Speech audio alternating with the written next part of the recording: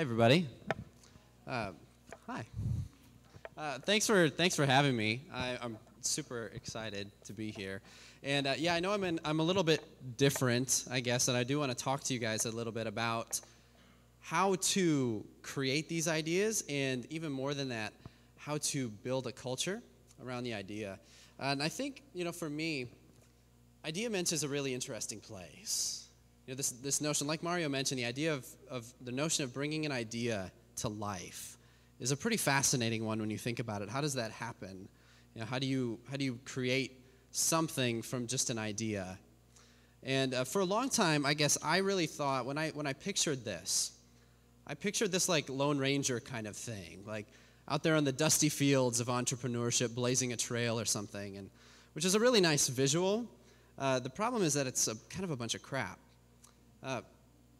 This is not how ideas work, as far as, at least not the ideas that I care about, and I think probably not the ideas that you care about either. Those kinds of ideas are ideas that make a difference. They make the world better somehow. They change things for the better. And those kinds of ideas, they're always standing on the shoulders of ideas that came before them. And they're always intimately tied to a community. Because if there's no community to attach to the idea, it ceases to lose its impact. And so the ideas that I want to talk about, that I think matter to me and matter to you, are these ideas that really, truly have a large impact. And these ideas, they have another thing that attaches to them, which is a tribe. We can't talk about these kind of ideas that make a difference without talking about the tribe or a community or a group of people. And whenever you talk about a tribe or a group of people, you have to start talking about culture. Because as you know, every group has its own culture. And this culture comes from an interesting place. It comes from the leadership of the group. And whether you realize it or not, if you're a leader of a group, you are creating a culture. And so what I want to suggest is that if you are going to create a culture, if you are going to create a tribe that makes something that really creates a difference and brings an idea to life, you may as well build something that makes great stuff, but also creates a culture where what I call a healthy culture, where people enjoy coming to work. So you can do both of these things at the same time, but you have to think about it like designing an ecosystem.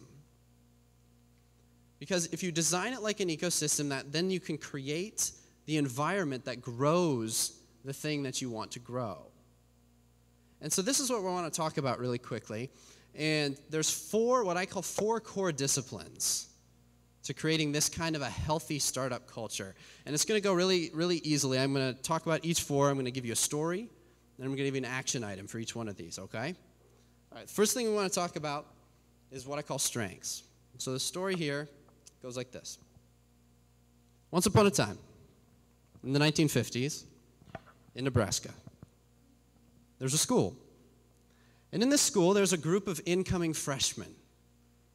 And in this group of freshmen, there's a subgroup of students who couldn't read very quickly. And these students, the administrators, they wanted to help them, because obviously there's a lot of reading in college. So they said, let's take this group of students, let's put them through a speed reading course. Now, being a public institution, they couldn't just do this with a small subgroup of students. They had to offer it to the whole class. So as you might suspect, there's a group of students on the other side of the spectrum who are naturally fast readers. So we end up with two groups of students on the opposite sides of this spectrum with different reading speeds. Over here, we've got a group that started at 90 words per minute. Over here, we've got a group that starts at 350 words per minute. Both of these groups are going through the same course at the same time. The question is, what happens to these groups? Well, I'll tell you that this group over here that starts at 90, they get better. They go to 150. And administrators were pleased. This is going to help the kids. Great. The question for you is, what happened to this group over here that started at 350? The typical answers that I get are that maybe they stayed the same. They probably got worse. I mean, they're already at 350. How much better can they get? The answer is a lot better. They went from 350 to 2,900. So the moral of this story is that in our lives, we all have things, both as individuals and as our group, our tribe who's creating these cultures, We all have things where we start at 350. They come very naturally to us. They energize us. They're our strengths. We also have things over here where we start at 90. We're not naturally good at them. Now, the only way to get to excellence in a healthy culture is to focus on the things where we start at 350. Right? That's where your greatest return on investment is. Now, this makes sense. And I can see you, thinking, oh yeah, of course, Josh, this is exactly what we do. The problem is that we don't. I'll prove it to you. So you come home with 4 A's and a C. Which one do your parents focus on? Right? The C. Everyone's parents do this, but isn't that focusing on the 90?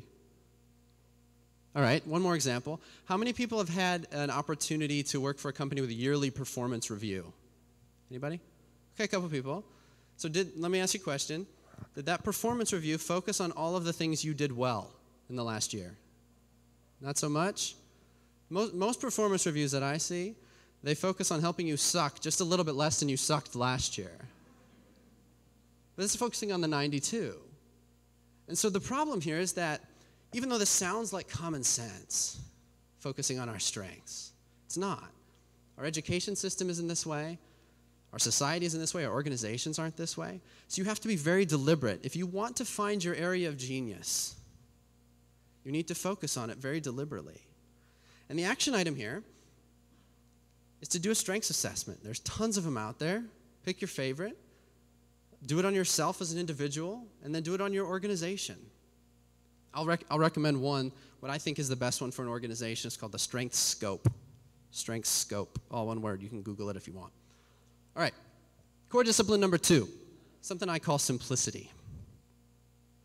This story goes back to 2006, when a guy named Mark Parker became the CEO of Nike. Now, when this happened, I don't know exactly how this conversation went down, but Mark had a conversation with Steve Jobs, and it went something like this. So Mark says to Steve, I just became the CEO of Nike. Do you have any advice for me? Steve says, well, yeah, Mark, actually I do have some advice for you. You guys at Nike, you make some of the best products in the world.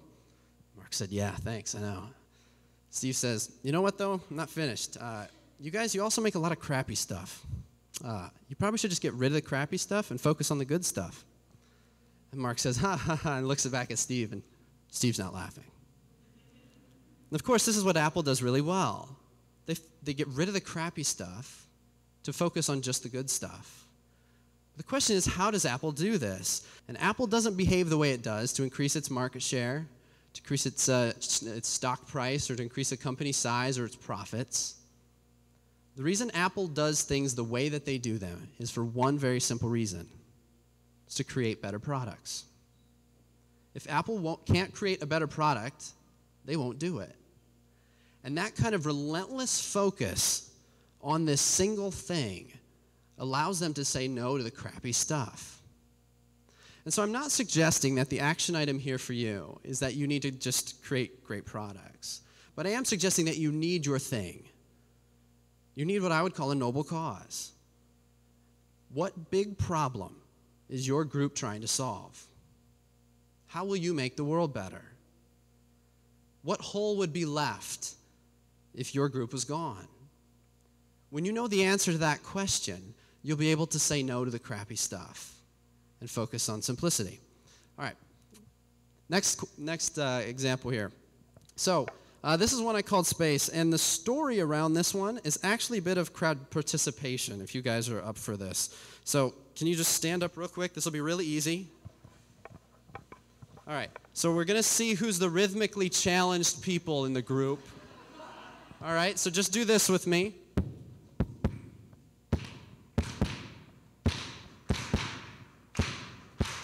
Very good, very good. All right, now just give me some general applause. All right, very good. You can sit down, All right, so the question for you, thank you, by the way. You guys are very rhythmic. The question is, what was the difference between the applause and the rhythm? The only difference between these two things is space.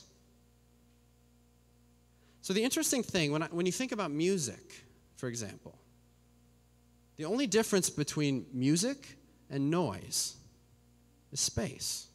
is rests. And this sense of rhythm, this sense of cycles, it happens in lots of different areas. So in most parts of the country, they have these things called seasons. You may have heard of them. The earth does this natural kind of progression. The weather changes. Of course, we don't really have these things in Los Angeles, right? Although, we do pretend like we do, which is why you see people in scarves and hats in December when it's 60 degrees, but you don't see people in scarves and hats when it's June and gloomy and 60 degrees. So there's something about this rhythm that's important to us. As human beings, we need this kind of sense of a cycle, of a rhythm between space and noise. And so what we know is that the greatest performers in the world, whether they're musicians like these guys, Olympic athletes, or corporate executives at the top of their game, the greatest performers in the world, they build these rhythms, these cycles, into the way that they work. And so they alternate between really intense performance and rest, really intense activity and recovery.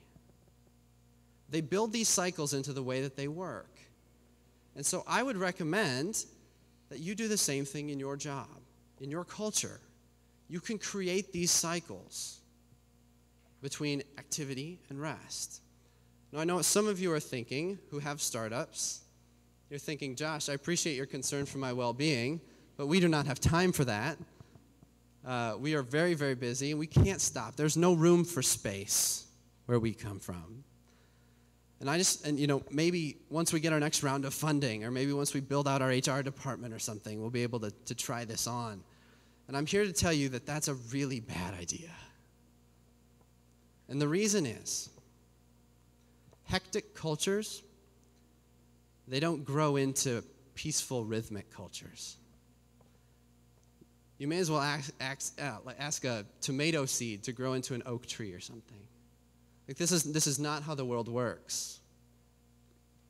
So I've been to a lot of different organizations, and what you grow now, what you plant now is what will grow later. And so it's really important to build in these cycles of space versus the noise. One thing you can do, one easy tip, you can take a cue from Hollywood, actually, believe it or not. They have these times called post-production, right? So after a project, and maybe you could do it better than Hollywood, but build in a time of post-production after your projects. Something like that. All right, the fourth discipline we want to talk about is something that I call a system. And the story here, I have to talk about my business partner. His name is Marvin. And Marvin lives in Charleston, South Carolina. And when Marvin was in high school, he was a wrestler. And in the championship match one year, Marvin broke his neck.